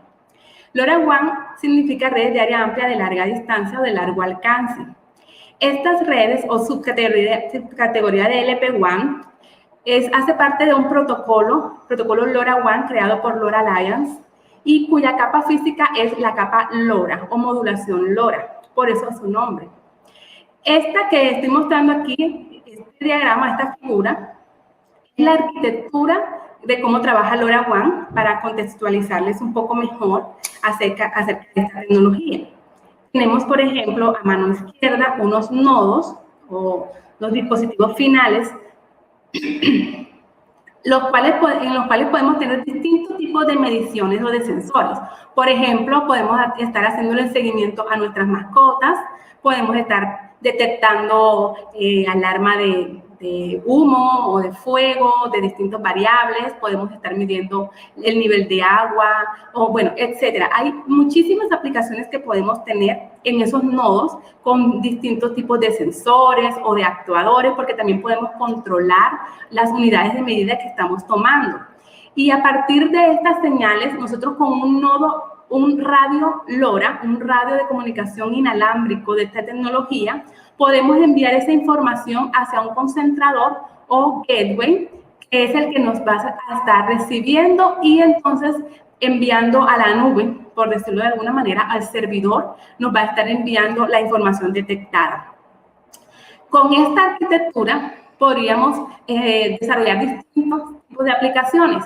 Hay algo interesante en esta arquitectura LoRa, es que es una arquitectura en la que entre el nodo y el gateway hay una comunicación punto a punto, primero que todo. Y segundo, que cada nodo puede comunicarse con tantos gateways estén dentro de su rango de cobertura. Esto lo convierte en una topología que en comunicaciones llamamos estrella de estrellas. Es decir, que no solo hay una estrella o una comunicación punto a punto entre un nodo y múltiples nodos y un gateway, sino que un nodo puede estar conectado con múltiples gateways o concentradores, como lo que mencionamos en este slide. Además, en la capa de aplicación, que es la última a mano derecha, nosotros podemos tener infinidades de aplicaciones con las cuales podemos jugar, por decirlo de alguna manera, en el desarrollo de distintos proyectos con LoRaWAN. Esta es una oportunidad importante porque LoRaWAN se está desplegando cada vez más, está siendo cada vez más popular. Esto nos permite tener en este momento cumbre en los cuales LoRa todavía está un poco naciente. Desde el 2015 se está publicando lo que es como, digamos, proyectos de LoRaWAN, y comparado con otras tecnologías como Wi-Fi, Bluetooth, etcétera, LoRaWAN es mucho más nueva, mucho más joven. Tenemos todavía muchas oportunidades de encontrar qué cosas podemos desarrollar con LoRaWAN y sobre todo que muchas de las industrias, de las empresas, de las ciudades ya le están apostando al uso de la Internet de las Cosas, en lo cual podemos desarrollar proyectos orientados a IoT, por ejemplo, a ciudades inteligentes, teniendo como base LoRaWAN como tecnología de conectividad. Este entonces sería uno de los focos más importantes de mi tesis.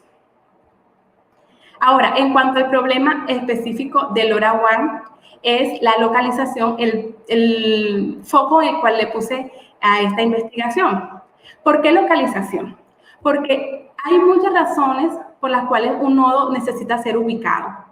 En ocasiones nosotros tenemos nodos que hacen parte de un sistema de medición, por ejemplo, de meteorología, en los cuales nosotros queremos saber en un punto específico de la ciudad cuáles son los niveles de viento o de lluvia, etcétera, pero queremos identificar la información con la ubicación del nodo que está tomando las medidas.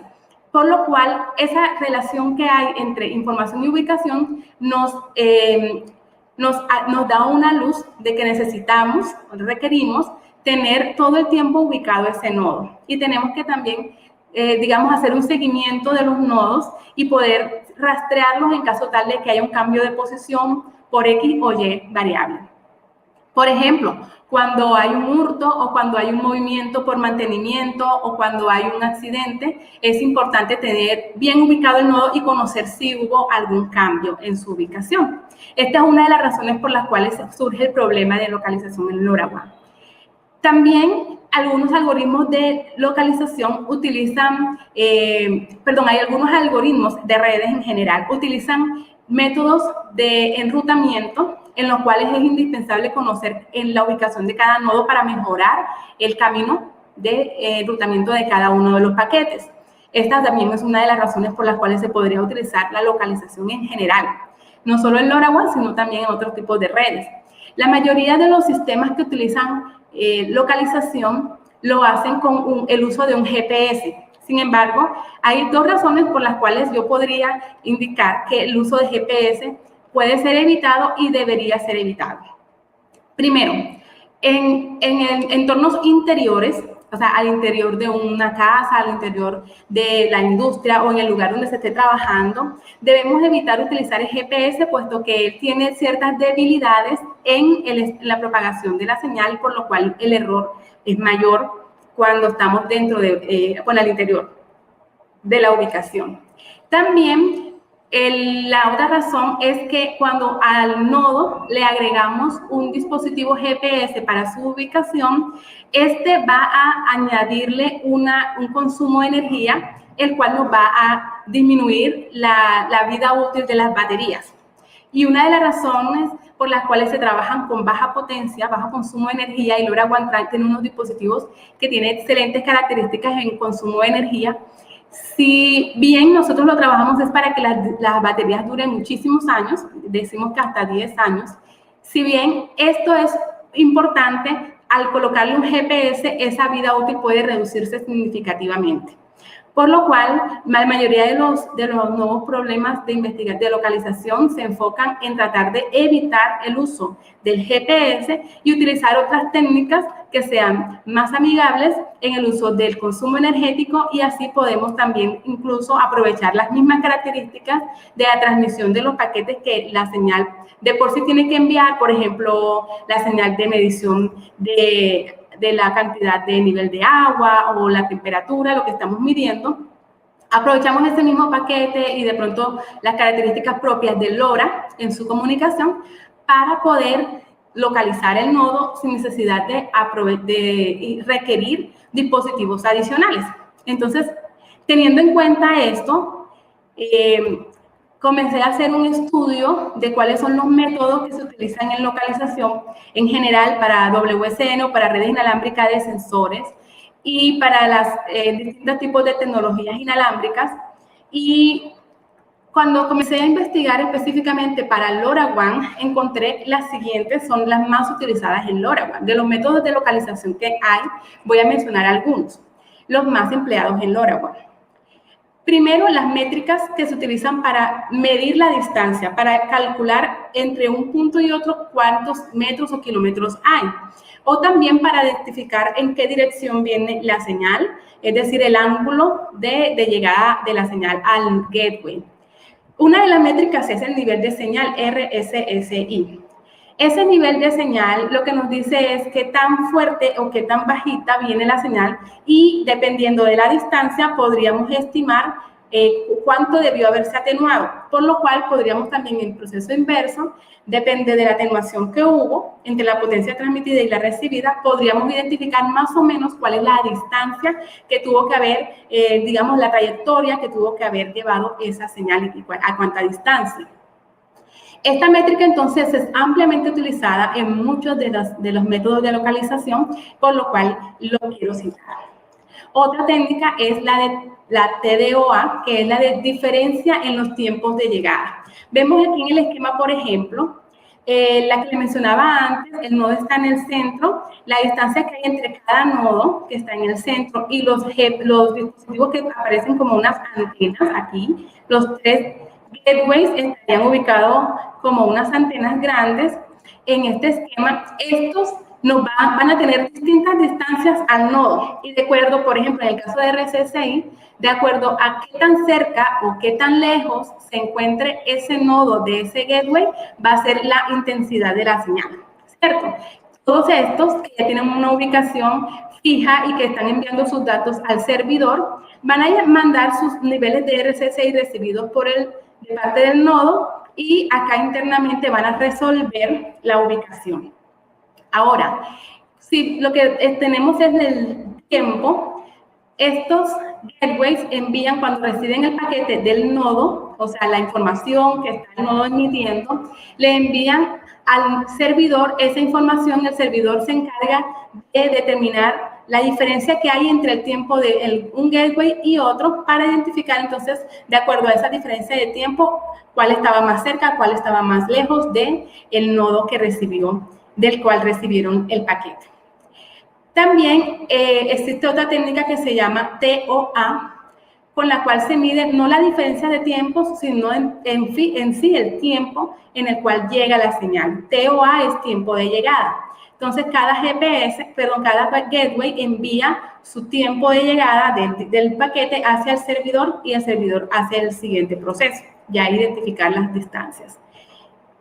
TOF es otra métrica en la cual se mide no solo el tiempo de llegada, sino el tiempo de vuelo total, en el cual va y viene la señal. Todo el tiempo en el cual se hace como el recorrido completo, si un paquete fue del gateway al nodo y regresó del nodo al gateway. Y en eso se estima, de acuerdo a ese tiempo, cuál fue la distancia recorrida. Y por último, el AOA es una técnica de llegada de ángulo.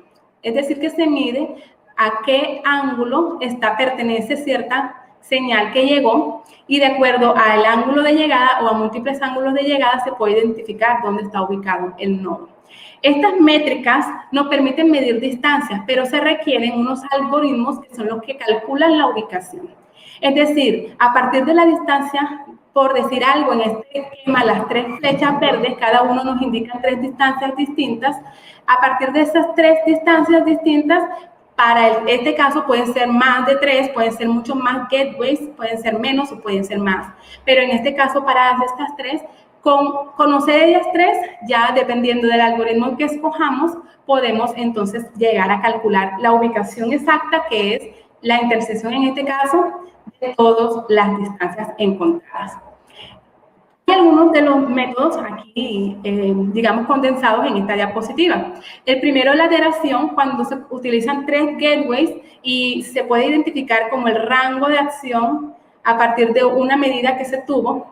Yo tengo un nodo, ese nodo me manda al gateway la información, tengo idea de la distancia, más o menos, por decir una cosa, 1 kilómetro a la redonda del gateway, yo sé que hay 1 kilómetro, a 1 kilómetro está el nodo, pero no sé en qué dirección. Entonces, cuando tengo 2, 3, 4 o más específicamente más de 3 o más gateways, puedo unir todos en un mapa, todos los rangos de cobertura de ese punto que estoy buscando y en la intersección de los tres, como ven en el esquema, es el punto en el centro en la que los tres óvalos están congruendo, entonces allí está la ubicación estimada de mi nodo. Es decir, que en la iteración lo que hacemos es encontrar, digamos, los óvalos de las distancias estimadas, y en la intersección de esos óvalos encuentro el nodo, la ubicación del nodo. Si utilizo 3 gateways, estoy utilizando trilateración, mientras que si hay más de 3 gateways ya sería multilateración, y dependiendo de la cantidad de nodos podemos tener mayor exactitud, perdón, de la cantidad de gateways. En el caso de angulación, con al menos 2 estaciones bases, encontrar el ángulo en el que llegaron el dato de cada una de esas estaciones bases, detectar el ángulo de llegada, yo puedo hacer una triangulación y determinar el punto o estimar el punto en el que vino la señal. Y por último, en el método de huella digital, se tiene un mapa digital de las ondas de radio en una ubicación general, por decirlo así, y cada uno de los puntos tiene su propia huella digital. Es como decir, en este caso, otra vez me voy a la figura, el nodo que está en el centro emite cierta señal a los gateways en ese punto, y esa es su huella digital, le da una marca específica. Los nodos que estén en otras ubicaciones tendrán una huella distinta, van a tener una forma digamos, de la representación de las señales que emite hacia los gateways van a marcar un patrón distinto con una aleatoriedad que es propia de estos sistemas, puesto que en sistemas de comunicaciones de inalámbricos en los cuales hay largas distancias, hay obstáculos y muchos factores que nos afectan el nivel de la señal y otras cosas, es posible que la señal no llegue siempre la misma señal muy exacta, pero sí va a tener unos patrones que son los que ese algoritmo de huella digital va a identificar, que cuando está en cierta ubicación tiene como una huella, como un patrón específico. De los métodos que he ido estudiando, quiero mostrarle algunos de los que he ido encontrando en la literatura. Estos métodos, por ejemplo, basados en distancia, en los cuales se utiliza trilateración, multilateración u otros métodos, los autores han encontrado errores de medición de unos 90 metros o 120 metros. Son errores estimados. Hay algunos que trabajan con nodos móviles y otros con nodos estáticos. Esto que estoy mencionando sería con nodos estáticos a distancias muy grandes, pero con una estimación de error de unos 90 o 120 metros, como los que estoy citando. Para utilizar, por ejemplo, la primera métrica que mencioné, que es el del nivel de señal, qué tan fuerte llega la señal, nosotros necesitamos utilizar una ecuación que utilizamos mucho en comunicaciones, que es la ecuación de pérdida de trayectoria. Y esta va a depender de factores como la potencia de transmisión, la frecuencia con la que se está operando el sistema, el exponente de la trayectoria, de pérdida de trayectoria, entre otros, que este último depende también del ambiente, depende del sistema de propagación en el cual se está desarrollando esa medición. Y aquí estoy colocando una ecuación con la cual nosotros podemos tener una idea de cómo ese nivel de señal RCCI puede ayudarnos a estimar, la distancia. Porque hay una relación entre esa distancia y el nivel de señal, pero también hay otros factores, como les mencionaba, que deben ser tenidos en cuenta para poder entonces calcular esa distancia. Otros métodos, por ejemplo, los que utilizan Machine Learning o aprendizaje de máquinas para poder ubicar un nodo, han tenido errores estimados en áreas de kilómetros, han tenido errores de 120 metros, 250 metros, 380 y hasta, como mencioné ahorita, teníamos, como estamos mostrando acá en las diapositivas, tenemos hasta 358 metros y 380 metros. Dependiendo de la técnica de Machine Learning, pues variará esa cantidad de metros, el error que se obtiene, como lo podemos ver, lo podemos apreciar.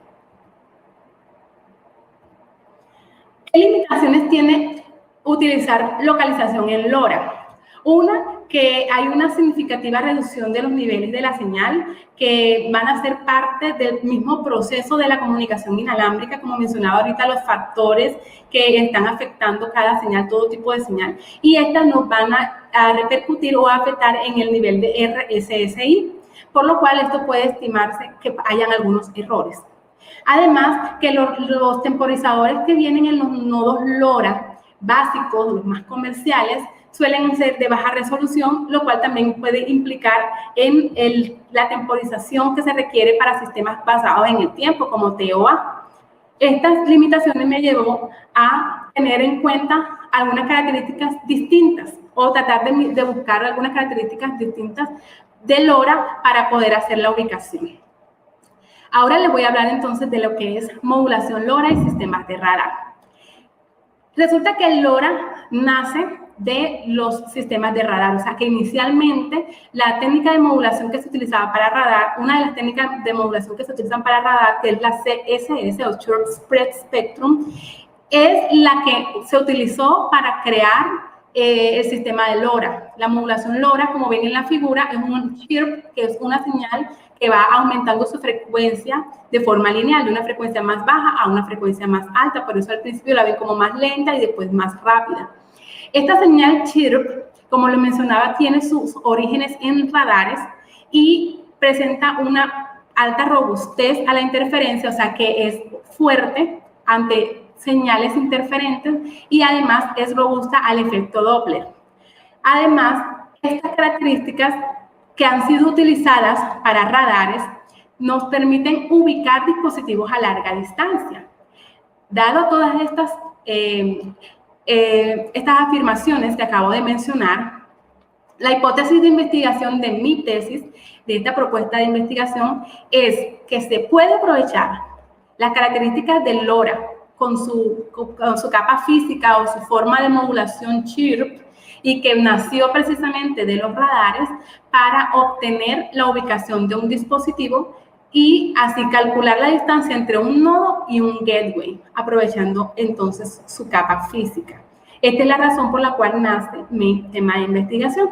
De aquí, es la hipótesis de investigación. Aprovechar esas características de esa señal chirp, distinto a todo lo que ya se ha visto en el estado del arte. Como resultados parciales del proyecto, he tenido una publicación en una revista y quiero presentarles algunos apartes de este. Uno es un modelo que desarrollamos para poder representar esa señal LoRa, para poder representar un sistema con LoRaWAN. Tenemos entonces una fuente de información, el modulador LoRa, un canal que para efectos de simulación lo colocamos como un canal de ruido blanco gaussiano, que es muy utilizado en sistemas de comunicaciones para su modelado. El receptor, un receptor que nos permite demodular la señal y la información final.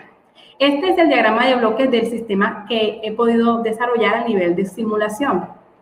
En los resultados que tuvimos en esta simulación, encontramos que comparando los resultados de un modelo analítico y los resultados de la simulación, el modelo analítico estaría en las líneas rojas, representado en las líneas rojas, y el de la simulación en las líneas azules. Encontramos que hay bastante proximidad, está muy cercano en el desempeño que tiene los errores del bit a medida que el ruido se hace más fuerte.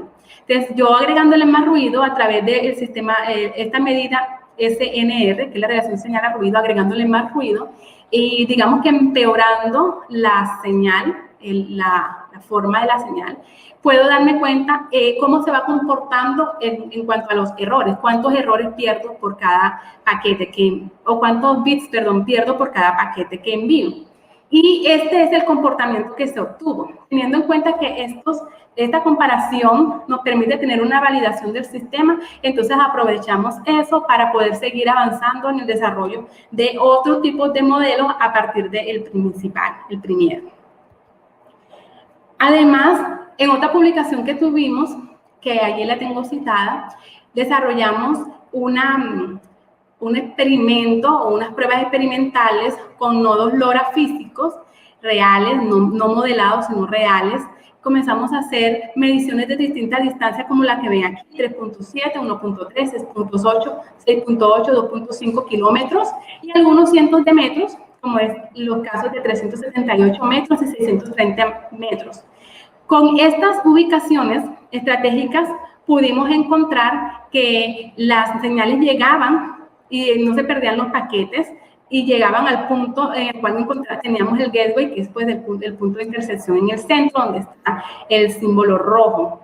Y además intentamos bloquear la señal aumentando los niveles de una señal interferente y tratar de, digamos, de descubrir cuál era la resistencia que tenía LoRa a interferencias externas, comprobando que es altamente resistente a interferencias distintas o señales, perdón, distintas a las que están dentro de su rango de frecuencia.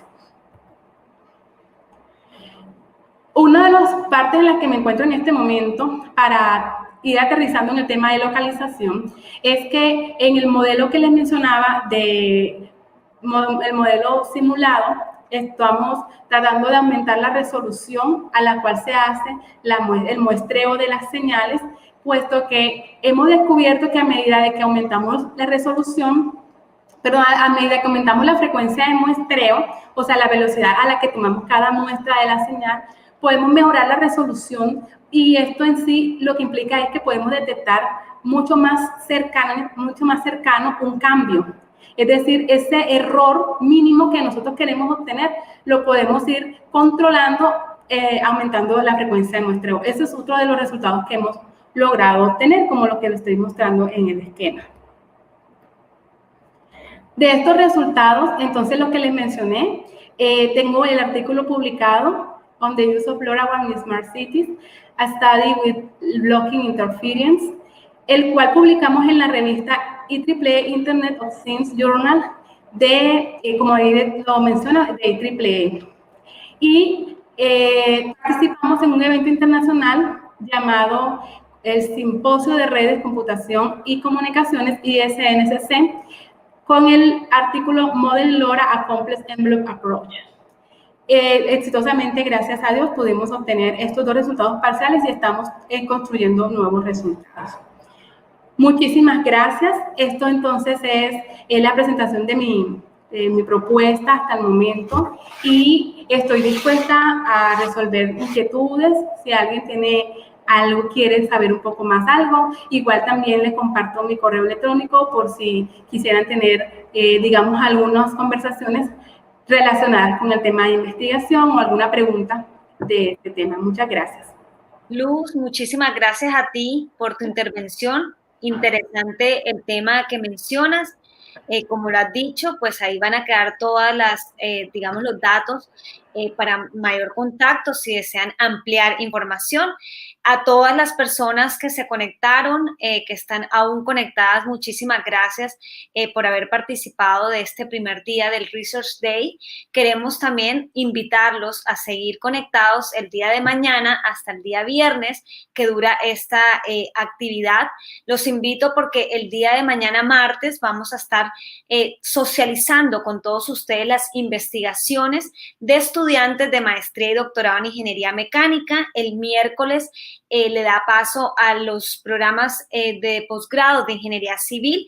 El jueves serán las investigaciones de estudiantes de las maestrías y de la maestría del doctorado en ingeniería industrial y finalizaremos el viernes 30 de octubre con las investigaciones de nuestros estudiantes de maestría y doctorado en ingeniería de sistemas y computación. A través del chat estaremos compartiendo el enlace de este evento para que no se pierdan esta programación. A todos, muchísimas gracias y una feliz tarde. Los siguientes contenidos de Uninorte.co te pueden interesar. No olvides suscribirte a nuestro canal.